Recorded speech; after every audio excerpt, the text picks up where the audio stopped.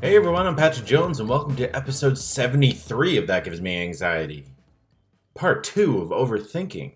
Yeah, definitely go back and listen to episode 1 if you want to hear the full thing. But in this episode, we're going to hear more tips and tricks and just evaluating overthinking.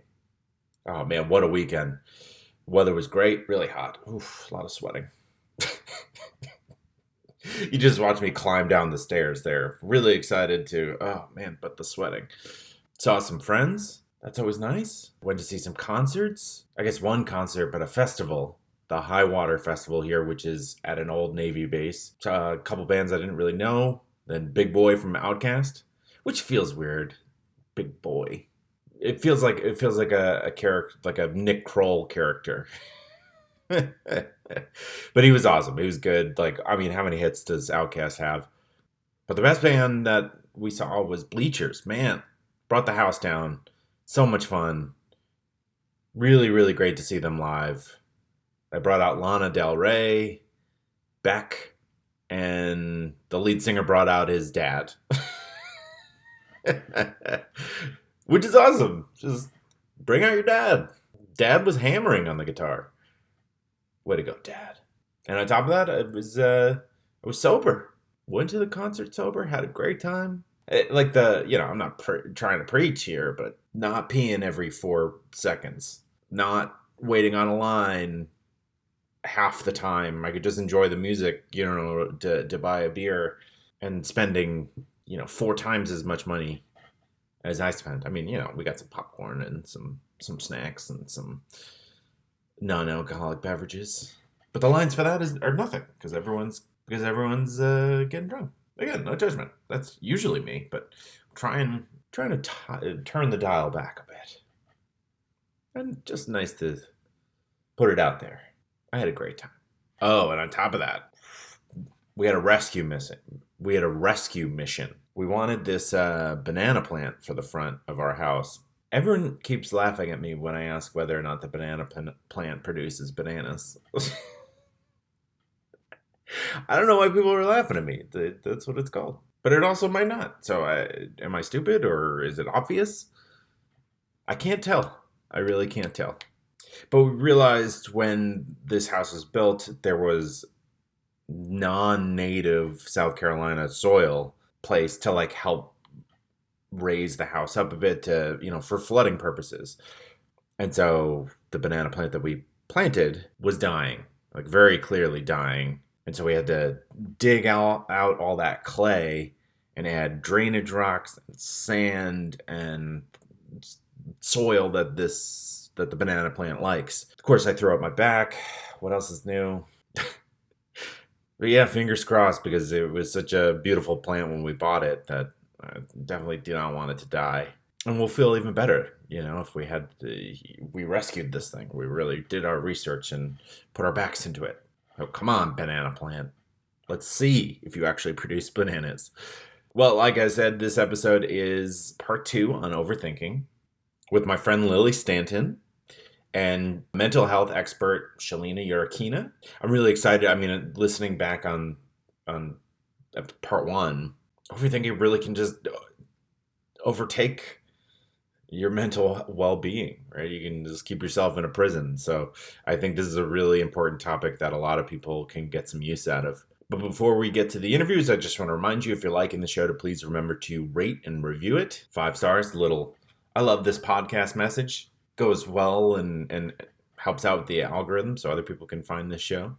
You can check the show out on Facebook, Instagram, Twitter, and YouTube. I'm not going to say something about what I'm wearing because I do that every time. You can look me dead in the eyes and see if I'm full of shit. I mean, I'm not. Then there's my partnership with Pure Spectrum CBD, who offer the promo code AnxietyPod for 15% off. Big fan of all their stuff. I use their solves and their moisturizers, and I'm getting into the bath products. Ooh, treat yourself, Petey. And finally, if you're liking the show and you want to make a donation or a tip, you can do so through the Buy Me a Coffee link, which is in the description. So yeah, let's make our way and start talking about overthinking. As always, thank you so much for listening and enjoy.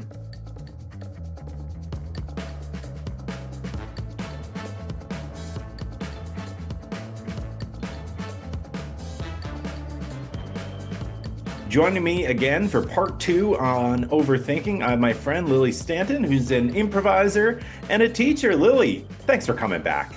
Thanks for having me back. Of course, yeah. Really excited to keep this conversation going about overthinking.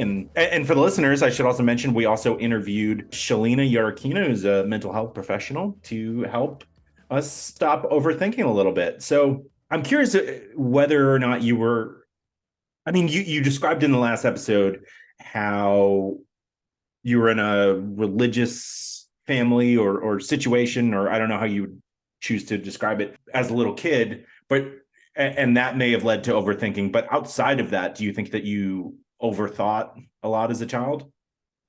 Oh, yeah. Yeah. Oh, yeah, that's my middle name. Yeah. And I think you get into a pattern of it works. Mm. You start to believe, well, yeah, if I think about it enough, like it works. And if I do all these, especially so the religious background, just being a girl in the Mm-hmm. world background, going into education background, there's so much praise for being like perfect Mm. or getting all the answers right or being the Mm-hmm. best one, or if you do this, this, and this, then you are get the gold star. There's so much reinforcement for Mm-hmm. perfection growing up, and maybe for young boys too, or anybody else. But I think young girls in the time that I grew up, there's so much praise for perfection. And then when you add in the religious part of it, and then when you add in going into a field like education where you get someone this doesn't happen in other jobs. Someone comes as part of your job and sits in the room and watches you do your job and Mm-hmm. fills out a checklist and tells you what was perfect and what wasn't perfect and how you could make it perfecter. And how do you not overthink with that? Yeah. Well, and so much is on the line. I don't, there isn't tenure here in South Carolina, is there? Goodness, no. Okay. Well, yeah, that's a whole other podcast episode about the failings of the South Yeah. Carolina public education system. Yeah. But there's still, when you're being watched and judged on your job, and it's like this person isn't watching you the late nights that you're doing lesson planning and like the extra time you spend with kids or calls to parents or on and on and on. There's so much pressure added to that. But they are saying, to add to the stakes of it, if you do everything that's right on this rubric, that means you're a good teacher. If you're a good Mm. teacher, these kids won't go to prison one day. I mean, Have period. a great day. Yeah. Yeah, honestly, that's the pressure that is on educators. You do this right, their entire life's success or failure and happiness and unhappiness and just like general, what's the word, like Appreciation or like enjoyment. an fulfillment in life. Okay, yeah. It hinges on you.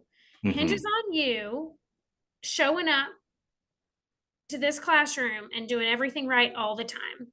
Yeah. And here's how you do everything right all the time. And when you don't show up, they're going to be illiterate. And by the way, if they're illiterate, they're going to go to prison, and it's all on you. And the fabric of our society and the country, and Yes. then the world will crumble. Yes. And that goes back to the faith thing, Hmm. where overthinking comes into that, is like, you are God's hands and feet, which I mean, Mm. that's a whole other, but you're God's hands and feet. And so you, 19-year-old college girl, if you don't go tell these little boys and girls in Afghanistan about Jesus Christ, their savior, and convince them that he is the only means of salvation, they're all going to go die and burn in hell. And you You could could have have stopped handled that. that. Yeah, you could have Yeah. stopped that. And I just don't, I'm sorry to go back to this again, but the weight of that, Hmm. Don't be sorry. That's you're talking about your own personal it is like experience. the overthinking Yeah. Betty Crocker box. Did you go to Afghanistan? No, God, no. Oh, okay. I did go to Guatemala though, Oh, which nice. no, Yeah. it was not nice. Oh, okay. It's not nice to do that. Yeah, that's true, I guess. Yeah. You I know? was just thinking it would be cool to see what Guatemala's like. I always like going to other Oh countries. yeah, it was beautiful. It was amazing. Yeah. But I wish that I hadn't gone to save anyone's soul. Right. Yeah. Well, Sorry, I don't even know what you asked me. no, I was asking about your experience as a kid, and that's absolutely true. I mean, I was in the same boat. I remember as a kid, I overthought so much that my teacher would call my mom and be like, "Man, he's just such a serious little kid. He's just like always worried." Mm, I remember this one day there was a slide on the playground and I didn't wait long enough. I must have been in like second grade or something. I didn't wait long enough and I slid down before the kid ahead of me could get off the slide. And I like kicked this kid a little bit just coming down mhm. the slide. And like they got a little hurt. And I worried about that for 3 years. Like just being like, I'm going to get in trouble. I shouldn't have done that. I'm a piece of shit. Like Mm. it's just, And what an illustration of how heartbreaking that is, overthinking is, and anxiety is, because that happened.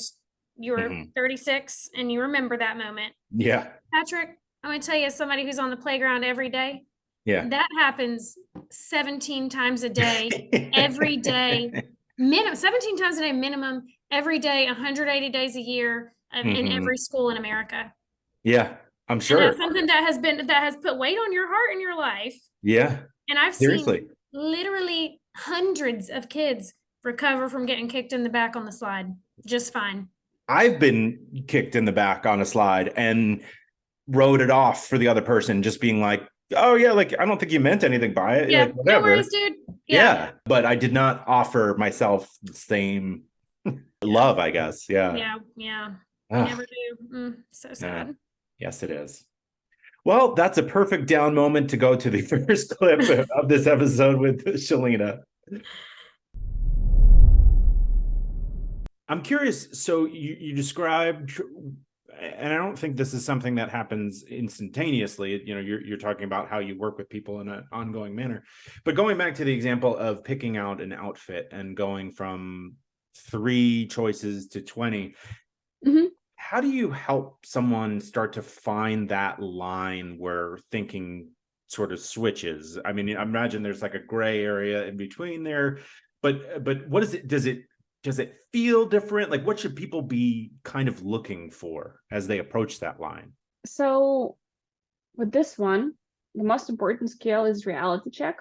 Mm, So I create a system, I call it living your best, taking away the stress that you create, self-inflicted stress out of you.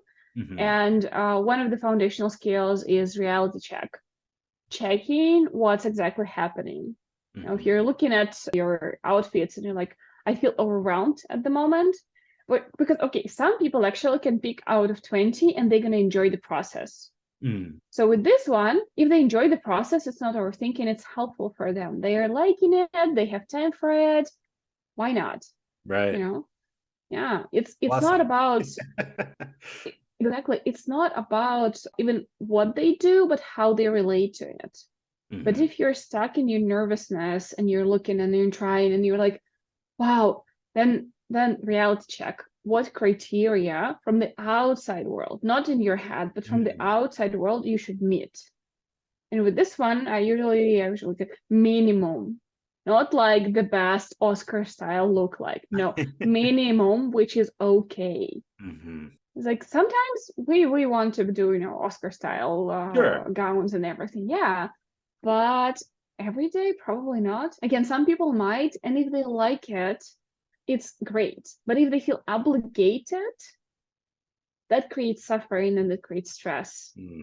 Absolutely. Yeah. Um, I do improv comedy here in Charleston, and there's a phrase that is taught as you're going through the training that I think is really helpful, and it's helped me with overthinking. And it's just that like first thought, best thought. So on stage, and you're making it up on the spot, right? You don't have time to overthink, and so transferring that to my life has been really helpful in terms of like, why am I, like you said, like getting to the minimum, what's going to make me feel okay with this decision? Why am I now judging that? Right. no, I'm just judging myself. And you're right. It's like you're saying, it's not productive. It's not healthy. It's not fun. Right. So yeah, that's a cool and fun phrase that I wanted to share to listeners too, that has helped me it's a personally. great one. Yeah.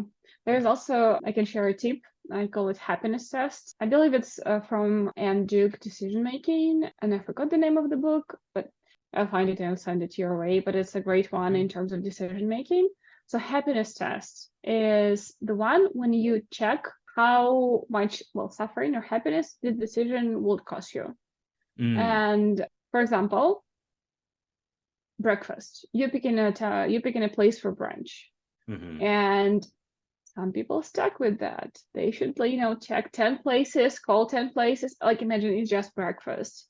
And that's where the happiness test is helpful, because if it's just breakfast, if your decision you're making would impact your life for just a short period of time, and tomorrow or after a week, you wouldn't notice that, whatever is good. McDonald's is good, Starbucks is fine.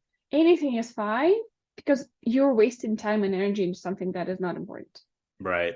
Unless you really don't have anything going on that day. And you're enjoying it. Yes. Right? If you're enjoying like what I want to do today, that's a cool mood. That's you want to stay with.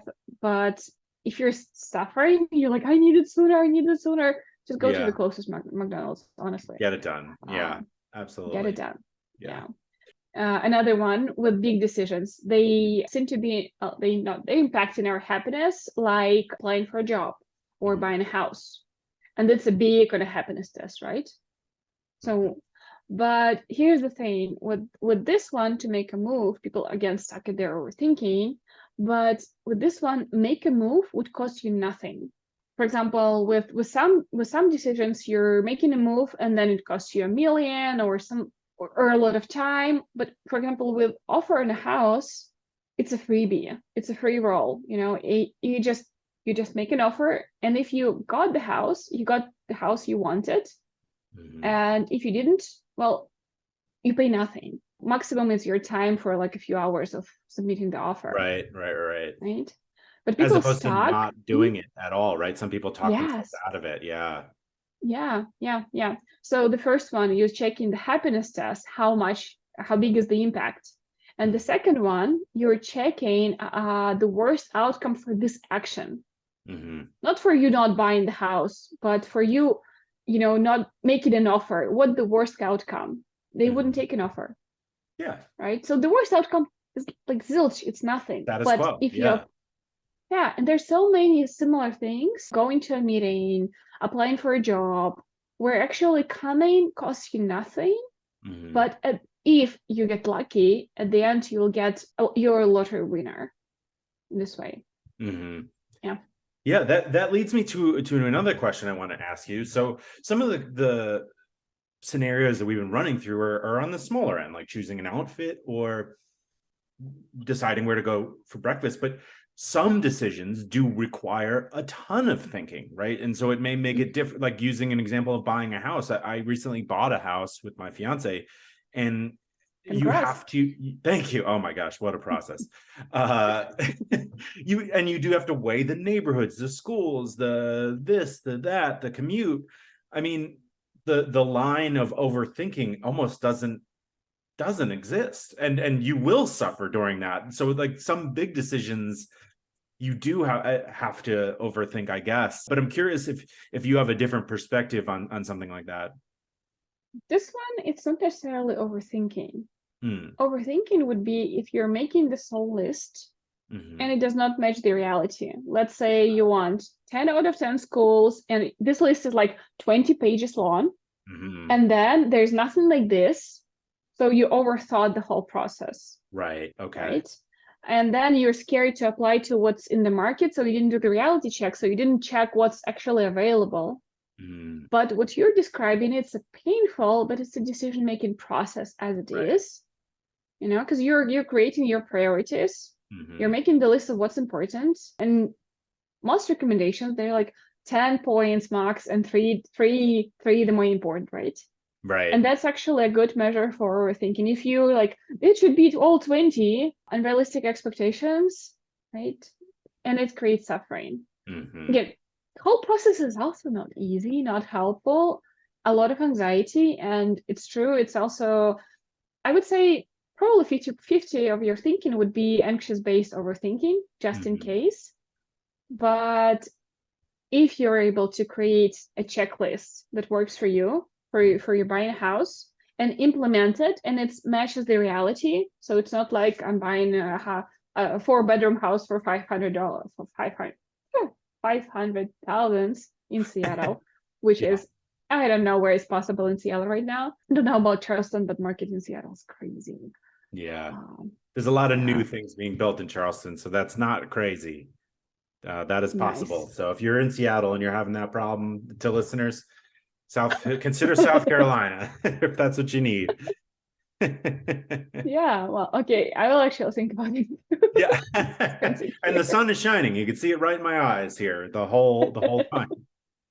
But that is a good distinction because yeah, it is just I mean, it stinks is what it is, but you have to do it kind of thing to make sure you're on top of it and making a well-informed choice when it's so big. So well-informed is one thing, but I saw quite a few of people around me buying a house, and some of them were looking for a house for 9 years. I mean, can you imagine the market that changed in 9 years? Neighborhoods and they are were looking different after 9 years. Yes, in Seattle, they started looking at like $200 per house in the neighborhood they wanted, and they ended up buying for $1 million. Oh, wow. Because they're waiting for 9 years. Oh my gosh. So that's the cost of overthinking. Literally, you can calculate it here. Yeah.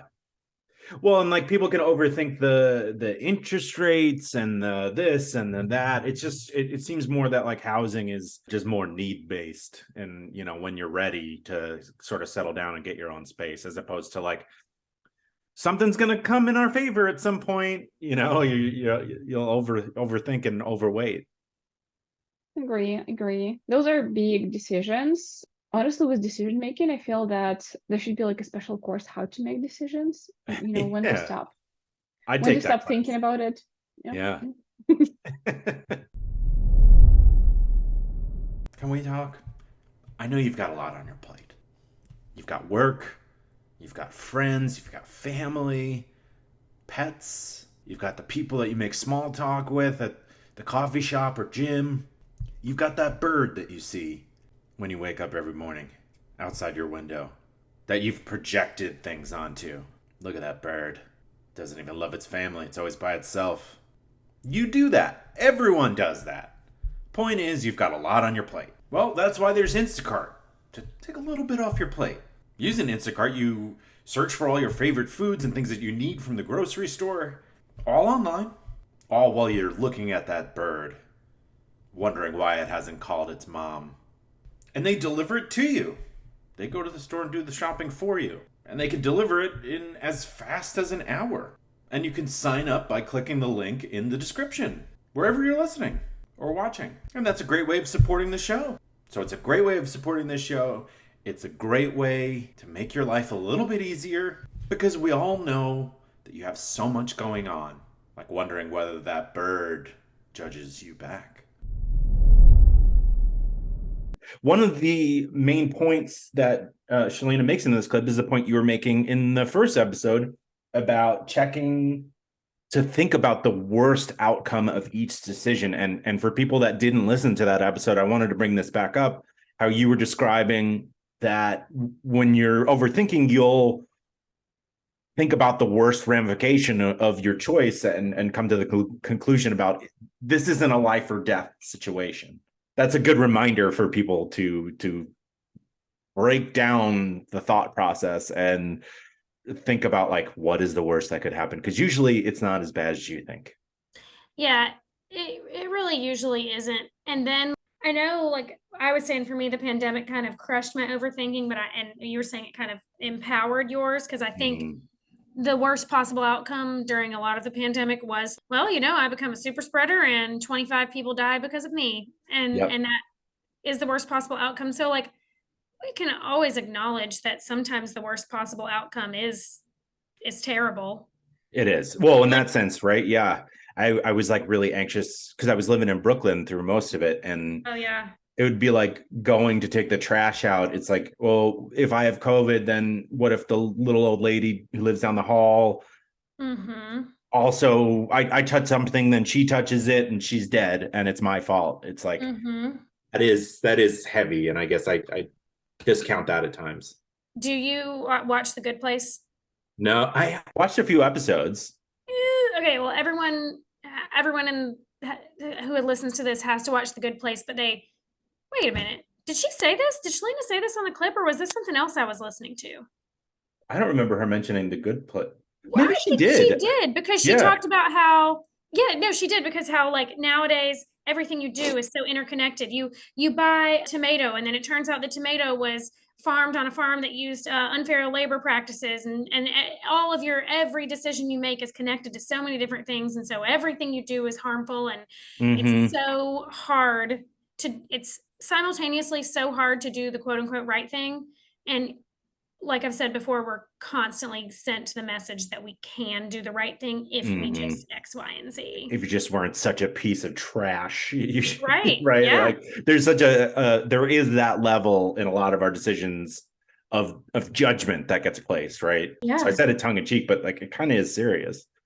Oh yeah. Or if you are, I think well, I'm about to kind of go off on a tangent, so maybe Let's go. I think wellness culture is the next is very tangential to the overthinking mindset, because we Yep. look at these wellness things and it's like, okay, well, you have to go to your cycling class and then you have to go do your like sweat thing and you have to wear your fancy deodorant and you have to gua sha your face and you need to do all these health practices and blah, blah, blah, blah, blah. And if it's where my brain always goes with that is like, okay, let's go to the opposite of the worst case scenario. Where are y'all going with this? The wellness people, because I think it becomes a fixation. Yeah. And it's like, and then what? And then are you immortal? Yeah. And then are you happy no matter what? And I know it just dangles the carrot and moves it. And then will your kids never die? Like what? You gotta do the next thing and do the next thing, and then what? Mm-hmm. And it's like the marketing, like the capitalist overlords of our country have got our shit on lock with that. They know how to be like, well, yeah, now you should just do this and then you'll feel good and you'll be taking care of you and da da da da da. But to what end? Right. What are we trying to do here? Transform into sparkles and go into the earth and become a deity? Like to me, that's very related to overthinking. It very much is. And it also reminds me of toxic positivity. We need down moments to appreciate the up moments. It's part of the roller coaster of life. And just being blind that everything has to be perfect and happy all the time is an unreal expectation that you're setting yourself up for failure and more unhappiness. And not just happy all the time, but pretty all the time, and best all the time, and quote unquote making the most of your life and like living life to the fullest all the time. You just aren't going to do it. No. And what does that even mean, right? Right. Like, you're going to have some really great days in your life where you're probably sitting on the back porch with a couple of your friends and the weather's nice and you have a beer and some good food. And you're going to have some really nice days like that. You're going to have some really shitty days in your life where your dad has surgery and you need to go take care of him because he's not doing well. And then you're probably going to have like one or two best days of your life, like when you get to see Taylor Swift in concert, for example, or one or two worst days of your life, like when someone you love dies. And that's pretty much, for the average American right now, that's pretty much the standard hand. And days that you may have thought of as really bad may end up looking back as something funny, or right, like your perspective changes on things over time. And even on your worst days, something funny could happen, something heartwarming can happen, right? There's shading a day in only one light, which a lot of people do, I think, blocks like the nuance of life, which goes back to what you were saying in the first episode. Yep. You're probably never gonna mess up so bad that you shit the bed permanently. And you're probably never gonna think your way into such success that you become an immortal deity. Is that an original Lilly or is that a Jillian? Oh, that one's for me. That's for me, baby. No, that's beautiful. I love that. Another thing that I think was important to mention is how to stay realistic with your decisions. And I think that ties in exactly what you're saying about, I got to go to spin class and I got to make sure I drink 3 gallons of water and all these like health routine things that keep cropping up. And it's like, what is the payoff? What are we trying to get? What are we trying to achieve? Does having 10,000 followers on Instagram like actually get you anything, right? It's just, what is the thing to get? That's the question I always get to. yeah. What is the prize? I don't know. And I'm not even trying to judge anybody who's going for the prize, because maybe they're going to find it for themselves, and maybe they do have a goal in mind of what that is to them. Mhm. I don't know. To me, I'm just like, I would really like a life where I have comfort and times to have fun and people that I love, and That's for it. me, that's chilling. Yeah. Well, it reminds me of I mean, of course, I want to be rich. yeah. Like I'm not going to, so I gave up on that so long ago. Yeah, which is what Jim Carrey said about being famous and rich, and he said that I wish everyone would become rich and famous to understand how that's not going to solve their problems. And Yeah, it's the human condition. You know what? The title of the episode. You can't overthink your way out of the human condition. yeah, Like we'll create new problems. Yeah. yeah. Yeah, we're ding dongs. Right. We can't transcend ourselves, unfortunately. Yeah, unfortunately. Well, I think it's a good time to go to the fourth clip with Shelena, who talks about feeling stuck. One of life's mysteries is that birthdays always find me unprepared, catch me unprepared. I don't go on Facebook as much, so I don't notice them as much. But I want to express my love and appreciation for friends and family. That wasn't part of the copy. I'm just saying it. Year after year, month after month. Even when I see it coming, I'm not ready. Am I a jerk? Yes and no. Why do things have to be so black and white for you? But I've got great news, friends. Introducing monthly card subscriptions from the Cardist studio. Join the service that delivers the card and the stamp that you'll need to your door. No more errands. Who wants more errands? I don't know why, but I'm starting to think of errands as a kid's name. Errands, go back to bed. Okay, but here's how it works. You choose your categories, from birthdays and celebrations to love and encouragement, or select their full collections and have those thank you notes and just because cards at the ready. Those ones are always so nice. Like when you get a card for doing something and it's just like a small little heads up or token of appreciation, it genuinely makes you feel really good. And best of all, you would never get caught cardless again. Let me repeat, you'll never get caught cardless again. Try to say that a bunch of times in a row. You'll never get caught cardless again. Monthly card subscriptions from as little as $8 per month for the card and the stamp. Delivered to you. TheCardistStudio.com shop subscriptions. And you can use the promo code AnxietyPod for 15% off your originating order. You described the relationship with when people come to you for therapy. Mhm. What do people typically come to you with coaching? Are they career minded and they're not sure which way to go and you're helping guide the process? Or what are people typically coming to you and looking for when you're coaching them? Career is a big topic. I think I mentioned that I started as a career coach, and then I switched to more overthinking because I'm not writing resumes, but I'm helping clear people's heads from what they think they should choose, to like, let's do a reality check, what's available, what the move is possible for you right now. Mm-hmm. I like example by in LinkedIn, that was name's Sheryl Sandberg. Right? Oh, Sheryl yeah. Sandberg. Yeah. Yeah. So she was talking about career opposed to the latter. It became a jungle gym.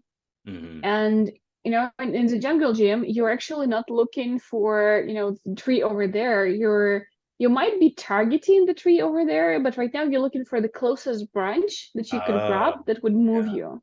Mm-hmm. Yeah.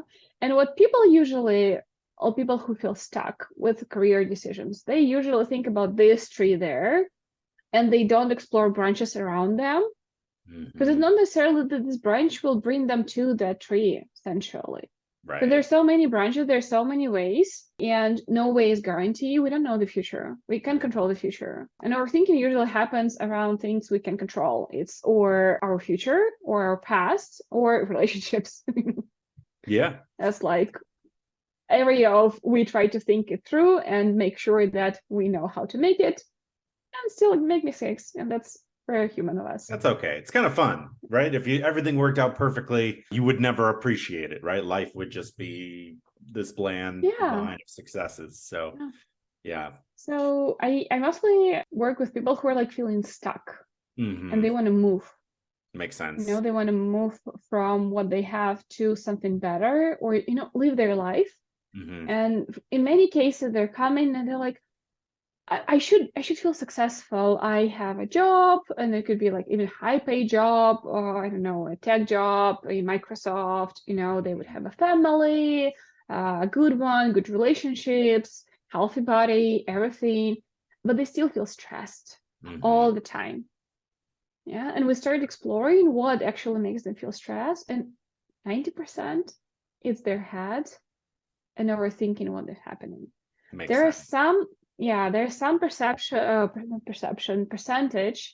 that, you know, people with particular probably mental health issues that trigger overthinking. And that Mm-hmm. I'm glad I'm a therapist because I can say, hey, with this one, you want to do this and this, Mm-hmm. especially if the person is outside of my state. I don't know, in Germany or in Israel. I have clients in Europe as well. That's so fun. Uh, Yeah. it is. Time zones are, it's also fun. Yeah, I've interviewed people from Australia, and it's a different day. It's very interesting. Yeah. So what could trigger OCD? Something with the problem with OCD, obsessive compulsive, is Mm-hmm. that compulsive is visually noticeable. Obsessive thoughts are not so, and not necessarily marked as obsessive thoughts. Mm-hmm. And some people get stuck with their thoughts and think I'm overthinking while they actually experience obsessive thoughts, Mm-hmm. and it's a different realm.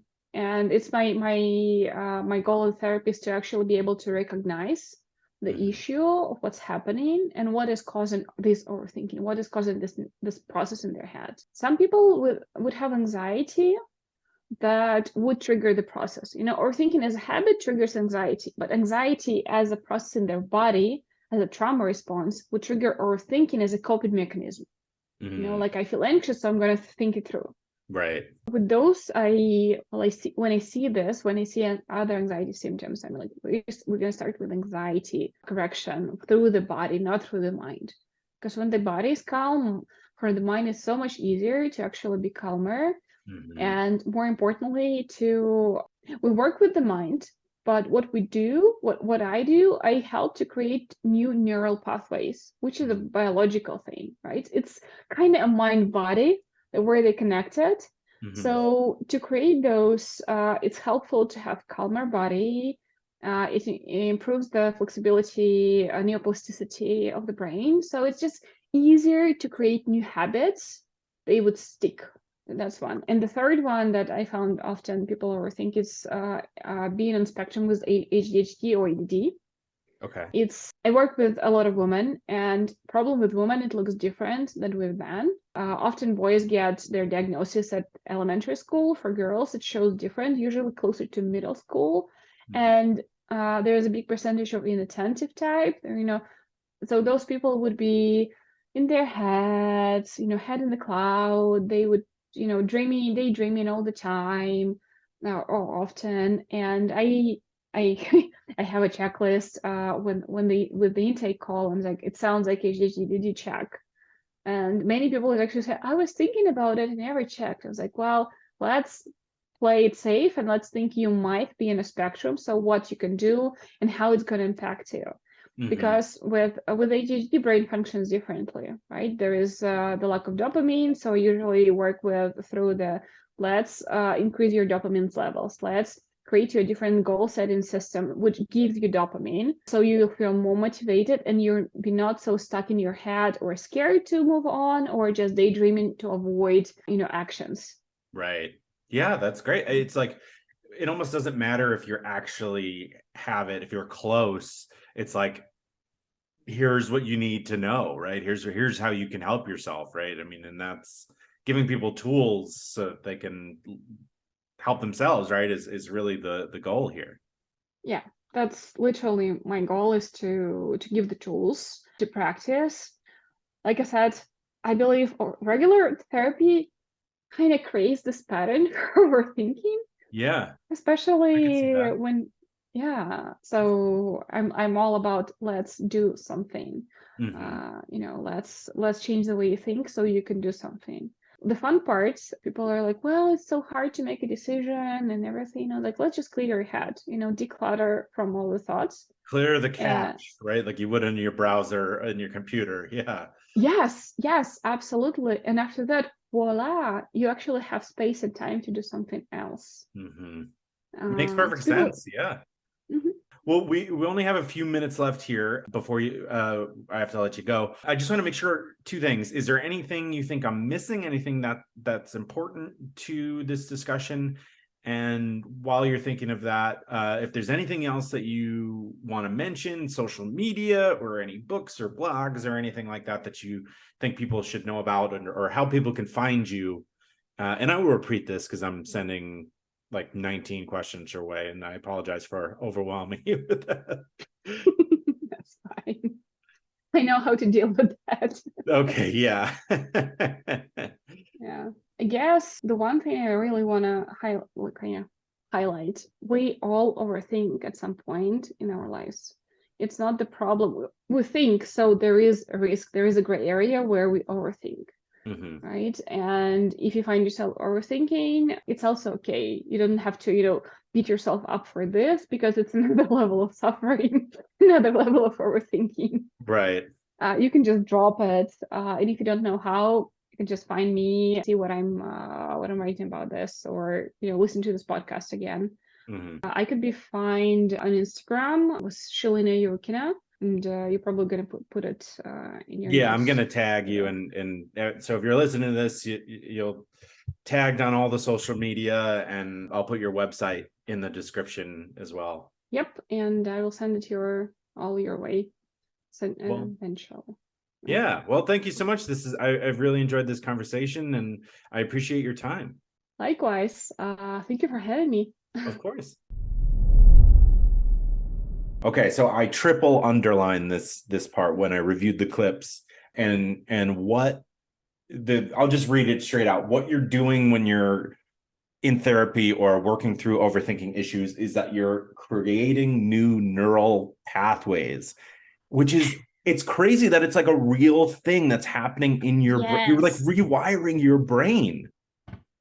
Yes. When she Incredible. said that, I too was like, Yeah. because it changes your actions and your entire belief system about the world and how you go through everything you go through. Yeah. For context for the listeners, neural pathways, like your brain makes shortcuts to decision making to make things faster. Your brain's constantly looking for ways to make things faster and easier so that you can take on new novel information and move on with your life. And so the old metaphor is that your neural pathways become like a ski slope on a freshly snowy hill where it just gets smoothed out. And so you go to that pathway more often than not. And therapy, sometimes people suggest this about mushrooms. It allows you to create new neural pathways, which allow you to think about the same situation differently. And it just makes my jaw hit the ground. I had this profound experience. Yeah, tell It me. was not mushrooms or anything cool. It was perfume. Oh. I had my mom bought me this fancy perfume one Mm-hmm. year for my birthday, and it smelled so good and I loved it so much, but I wouldn't wear it because I was like, well, it was really expensive, so it needs to be a nice enough day to wear it, and then like it needs to be like Oh. and so I couldn't. I was like paralyzed out of wearing this perfume, which is so silly. And I was telling my therapist about this, and at that time, my anxiety was still like at peak levels. And Hmm. she was like, "What if you just pretend that you're just someone that you're not, and just every day, just put the perfume on every day." She basically condensed all the anxiety I was having into just this perfume bottle, and she's like, just put the perfume on every day. See what happens if you do that. And But what just make it happened? a project. And I will do an assignment because I need to be perfect. So I was like, okay, I'll put the perfume on every day. But she told me to. And so I did. And it changed the course of my life. I'm not Wow. kidding. Because it was the first opening up to me of like, A, there's the element like this is my perfume. I can wear it every day if I want to. I deserve to wear the perfume. And Hmm. B, that decision doesn't matter that much. Hmm. I'm just gonna smell good. Yeah, And which is if good. That's a good thing. Right. And if all the ifs, if I quote unquote waste it, there's more perfume in the world. If Yeah. someone is allergic to perfume in a deathly way, they'll probably have a life where they're used to being responsible for telling people that. Like it Hmm. just opened the door to so many other overthinking things that I had getting tossed aside. And I saved that bottle of perfume after it was empty for like 3 years because it was so Nice. meaningful to me. And it That's created a new awesome. neural pathway for me, that this Stop is making things this so is something you precious. can do. Yeah. Yeah. I had a similar experience and I wasn't in therapy, but as a kid, I got this shirt that I thought was awesome. And then it was like a golf shirt and it was like polo. And I was just like, I thought it looked good. I thought I looked cool in it.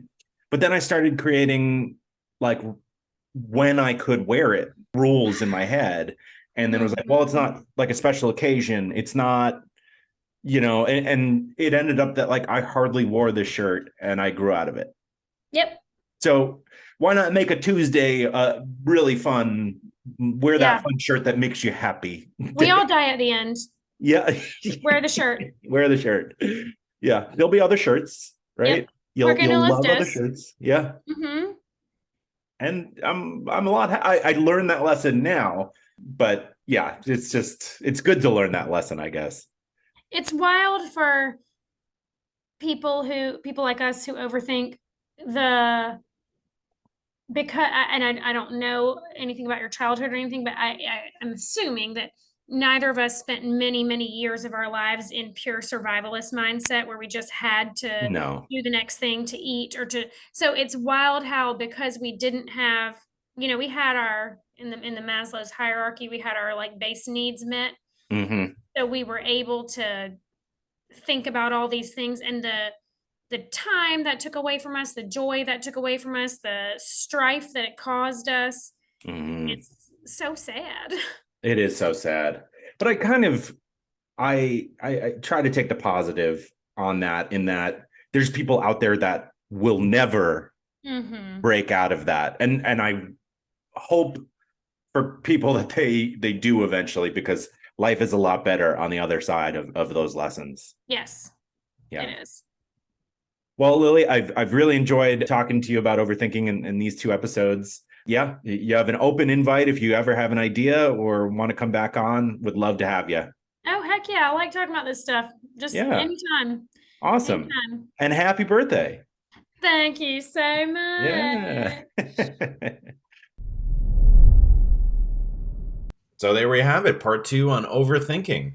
Thank you so much to Lily and thank you so much to Shelena. It's funny, even like putting it in the back of my mind that I should stop or just pay closer attention to overthinking. I've noticed myself overthinking and starting to work through it a bit, which is awesome. If you can stop yourself from getting on the hamster wheel and going for a jog, life is just better, right? It just is. Before I get to the weird thing causing me anxiety this week, I just want to remind you of my partnership with Pure Spectrum CBD, or offer the promo code AnxietyPod for 15% off your orders. Link is in the description. You can click that there. Then there's the Buy Me a Coffee link, just a way to make a donation or a tip for the show. Instacart, if you want to sign up for home delivery for groceries, that link is also in the description. And don't forget the Cardist, who offers the promo code AnxietyPod for 15% off your initial order. So yes, supporting the sponsors always helps support the show and helps me keep making them. So thank you to everyone who have supported them. And if you're thinking about it, thank you. It's certainly a big help and certainly appreciated. Okay, weird thing causing me anxiety this week. So we have a pond in the back of the house. I think I mentioned the gators from time to time or all the time. Last week was like the local school's spring break. And so kids are mostly out there, it's public, right? So it's not like people were trespassing on my land. And they're fishing, hanging out. But then there were these other kids that were looking around. And I notice all these things because my office faces this pond, because I'd rather face the pond and nature than just a road. I can watch gators and hawks or dodge rams going by my house. So the kids are looking around, that's usually the telltale sign that something dumb is about to happen. And I knew that there was a 5-foot gator in the water because I had seen it earlier, and the kids, when they first started showing up, scared it into the water. But then I noticed one kid took off his shirt, wearing a bathing suit, again, looking around. And so I decided in my mind, I was like, when do I intervene, right? Is this kid about to jump into this? Well, number one, this is a pond. It's disgusting. There's swimming pools, community swimming pools here.